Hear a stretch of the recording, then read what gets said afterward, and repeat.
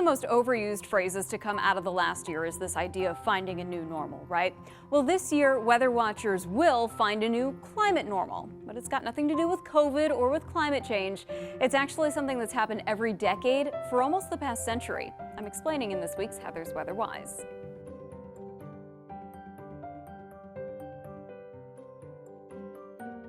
On just about any given day, you'll hear one of us at Storm Team 2 refer to a normal daytime high temperature or a monthly rainfall or even a seasonal average. But what makes an average or a normal? About 100 years ago, what is now the World Meteorological Organization set a standard for just that. It decided that a normal value should be established based on an average of 30 years. Why 30 years specifically?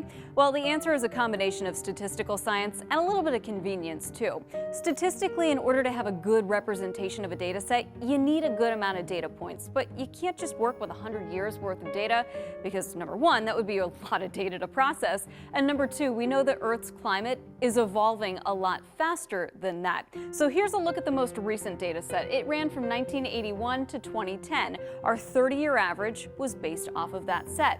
But now that 2020 has ended, the new data set starting later this year will run from 1991 to 2020.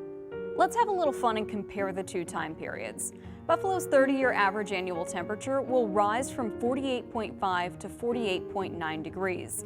That's an increase of 0.4 degrees Fahrenheit. Meanwhile, Earth's global average temperature has been rising about 0.3 degrees Fahrenheit per decade since the 80s. It's certainly an interesting note. Of course, two data points don't make a trend, so I traced the 30-year average annual temperature back several more decades, and it has actually been going up since the 1960s, but before that, it was steadily coming down. We can break this down month by month, too, but instead of doing old set versus new set, I just took the difference between the two. 8 of the next 12 months are expected to have an increasing 30-year average temperature. Most interestingly, September and December, which are rising by over a degree. There is plenty of evidence showing that winter is Buffalo's fastest warming season in recent decades. Lake Erie is spending less time frozen, record cold days and nights are occurring less frequently, and of course, there's the average temperatures that I just showed you. But remember, that doesn't mean less snow. It actually could mean more, and this year's shift in 30-year normals shows just that.